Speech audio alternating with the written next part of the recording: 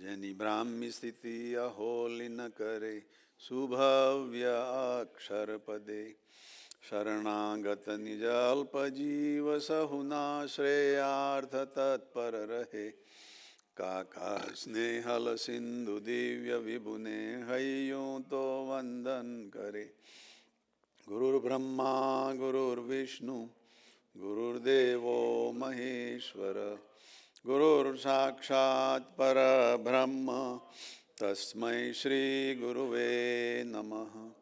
ત્વમેવ માતા ચ પિતા ત્વમેવ ત્વમેવ બંધુશ્ચ સખા ત્વમેવ ત્વમેવ વિદ્યા દ્રવિણમ ત્વમેવ ત્વમેવ સર્વં મમ દેવ દેવ.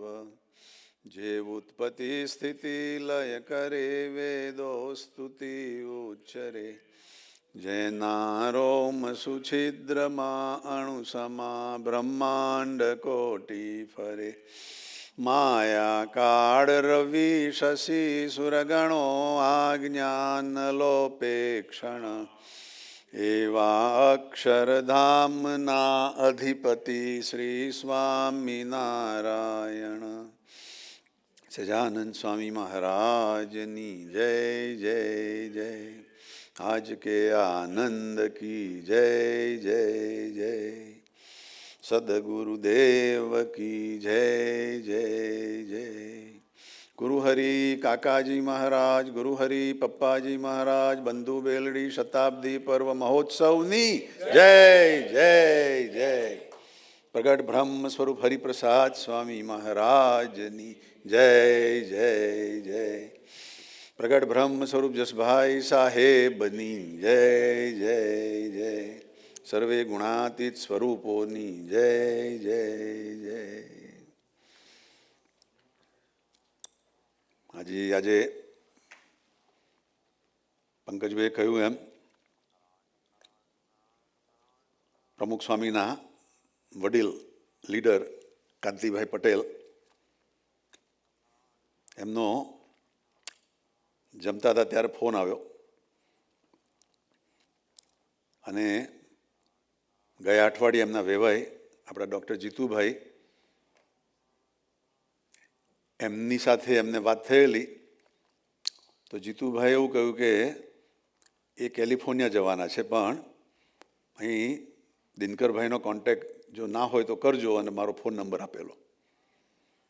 કાંતિભાઈ આઉટ ઓફ ટાઉન હતા, એ ગઈકાલે રાત્રે જ આવ્યા અને આજે અહીં ફોન કર્યો કે પ્રમુખ સ્વામીના સ્વધામગમન નિમિત્તની અહીં મોટી સભા BAPS મંદિરમાં રવિવારે સવારે VIP પ્રોગ્રામની છે અને સાંજે 4 વાગે જનરલ પબ્લિકની છે. VIP પ્રોગ્રામની અંદર 400 જેટલા આજુબાજુના આપણા બધા જ મંદિરોના લીડરો, સેનેટરો અને એ બધાને બોલાવ્યા છે. મારી પર ફોન આવ્યો એટલે મેં પૂછ્યું કે ભાઈ અમારા અહીં આગળ બી જુદા જુદા મંડળો છે, એમાંથી કેટલા જણ આવે એ પ્રમાણે અમે તમને ગોઠવણ કરીએ. મને એવો ખ્યાલ હતો કે કહેશે કે 5-1 જણ આવે તો સારું, પણ એમણે તો ઓપન ઇન્વિટેશન આપ્યું કે જેટલાને આવવું હોય એટલા બધા જ આવો કે છે. તો આપણે બી જેનાથી ઇન્ડિયા નથી જઈ શક્યું, જેનાથી આવી શ્રદ્ધાંજલિ નથી આપી શકાય, એ બધા માટે આ એક સરસ મોટો આપણને ભાવ છે, આપણી એક આ તક છે. આપણે રવિવારે સવારે અહીંયા આગળ મા પૂજા કરીએ જ છીએ. અઠવાડિયા પહેલાં જીતુભાઈનો ફોન આવ્યો તે વખત હું એ વિચારમાં હતો કે રવિવારની મા પૂજા છોડીને જવા કરતાં સાંજની જનરલ સભામાં જઈશું આપણેથી રિસ્પેક્ટ આપવા. પણ કાંતિભાઈ મને ખાસ કહ્યું કે ના તમારે સવાર આવવાનું છે. મેં કહ્યું હું સાંજે આવું 4 વાગે. કે ના તમારે સવાર આવવાનું છે અને જેટલા આવે એટલા બધાને લઈને આવવાનું છે. એટલે પંકજભાઈએ બધાનો કાઉન્ટ કર્યો છે.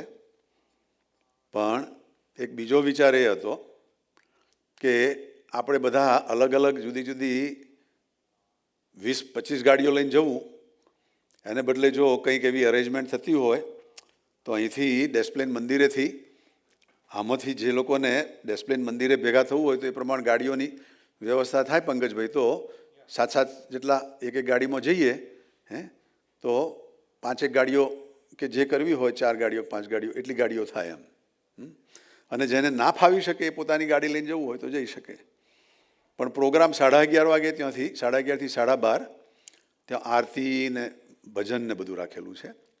12:30 થી તે 1:30 ત્યાં આગળ સ્પેશિયલ અમુક લીડરો સેનેટરો એ લોકોનો પ્રવચનો રાખેલા છે. અને 1:30 થી પછી જમવાનું છે અને લગભગ 2:30 વાગ્યા સુધીમાં પ્રોગ્રામ પૂરો થાય. 2:30 વાગ્યા પછી અહીંયા આગળ આપણે સાંજે આપણી મહાપૂજા છે એને અહીંયા આગળ ચાલુ રાખીએ અને સાંજની મહાપૂજાનો પ્રોગ્રામ ગોઠવીએ, જેથી જેને મહાપૂજાનો બી લાભ લેવો હોય એ લઈ શકે. એ પહેલાં જો કોઈને આ મહાપૂજા અહીં કરવાની ઓપોર્ચ્યુનિટી રાખવી હોય સવારની બી, તો જેનાથી સાંજે ના આવી શકાય એવા માટે બી અહીં આગળ સવારનો પ્રોગ્રામ રાખવો હોય તો કોઈ એવા મહાપૂજા દરરોજ ઘરે કરવાવાળામાંથી ના આવવાવાળા હોય ત્યાં તો હાથ ઊંચો કરો તો ભાઈ એ પ્રમાણે થોડુંક અહીં આગળ બી ચાલુ રાખીએ. પણ મને લાગતું નથી, કારણ કે કિરણબેન બી આવવાના છે, રાજુભાઈ બી આવવાના છે, પિન્ટુભાઈ તો પોલેન્ડ છે, એટલે આ તો 3 અમારા લીડરો છે મહાપૂજાના. પણ બીજા બી કોઈ ઘરે કરતા હશે અને કરતા હો ને કોઈને જો આ ઓપોર્ચ્યુનિટી લેવી હોય તો એ મહાપૂજાની ઓપોર્ચ્યુનિટી તમને આપીએ, અને જે કોઈ બીજાને ના આવી શકાય એને અહીં આવવું હોય અહીં આવે. પણ મને લાગ્યું મોટાભાગના બધા જ ત્યાં આવવા માટે લગભગ હાથ ઊંચા કર્યા છે પંકજભાઈ.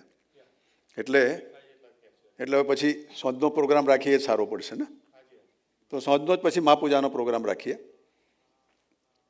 અને સાથે સાથે આજે અમારા રાજભાઈનો બી સરસ બર્થડે છે. પંકજભાઈને રાજભાઈએ કહ્યું છે કે મારો બર્થડે નહીં ઉજવતા, એટલે હવે રાજભાઈને પ્રાર્થના કરીએ કે તમે આવીને સરસ બધા પાસે આવીને આશીર્વાદ માગી જાઓ, એટલે તમારો બર્થડે સરસ ઉજવાઈ ગયો. આવો.